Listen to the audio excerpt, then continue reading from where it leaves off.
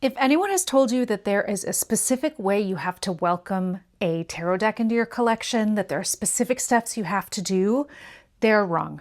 You get to do whatever you want. You get to do what feels right for you. And in this video, I'm going to show you how I welcome a new deck. I think it's a fairly simple process, but it really helps me get to know the deck. And I've been doing it this way for a couple of years now. I've gone through different versions of how I welcome a new deck, but this way seems to stick. I will be welcoming the Echo Tarot in this video. The first thing I always do is cleanse the deck. Now, I think the easiest thing to do is just set it out overnight on a slab of selenite or satin spar. But you could also set it out on a windowsill, let the sun or the moon cleanse it. You could take it outside and shuffle it out in the fresh air. Whatever you do, the only part of this process that I would really almost call a requirement is cleansing the deck. And yes, I did this first thing in the morning, so I'm in my robe. This is the Echo Tarot, and it does not come with a guidebook, but if I have a deck that has a guidebook, I also cleanse that. The first thing I do with my new decks is I go through the cards. This deck has these extra zodiac cards, which I'm not going to use, but I took a look at them and then set them in my extra cards box. I go through the deck card by card. I look at the card, take in the art, and then I put them in 3 piles. The first pile is, I get it, I like it, awesome. The second pile is, like, I don't totally understand this card, or I need to think about it more, or I kind of don't love the interpretation. And then the third pile is like, I really don't get it. I, in fact, don't even like it right now, and I'm going to need to do a lot more work with this card. I do a lot of research about decks before I buy them, and I've got another video coming out here, which I will link below and in the cards, about my rules for myself about decks. And I usually have watched a flip through, or I've seen a lot of the cards. So I buy the deck because I already know I love it. So as you'll see me sorting through these cards here, most of the cards go in that first pile, the I absolutely love this pile. A handful will go in the second pile of the, like, I don't really get it, but maybe I just need more time with it pile.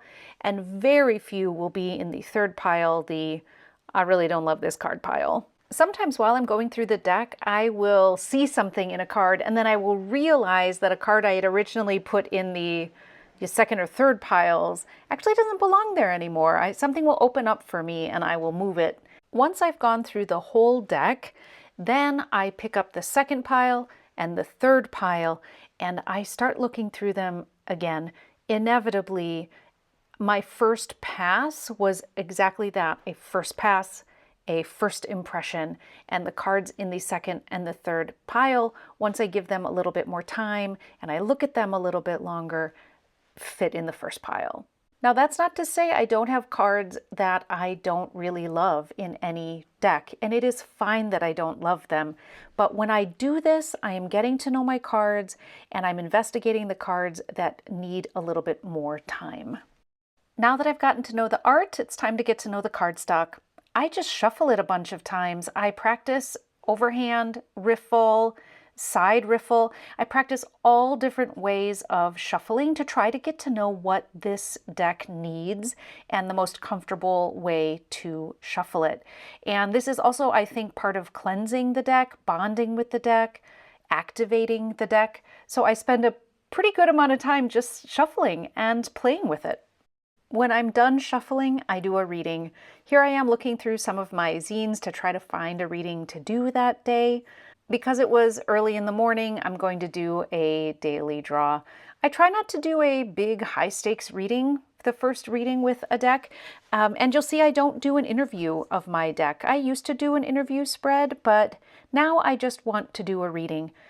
And then after this first reading, I try to read with this deck as much as possible over the next few weeks as a way to get to know it in a reading.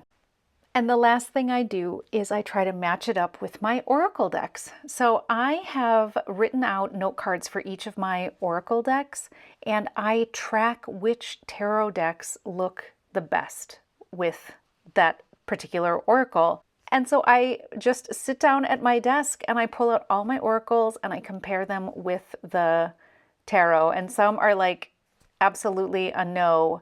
And some just are so beautiful. And I really do all of my oracles because you can never guess what's going to look good with what. It can be the coloring, it can be the art style, it can be the energy of the deck. But once I find one that looks really good and works really well, then I just jot it down on that note card so I can remember for future.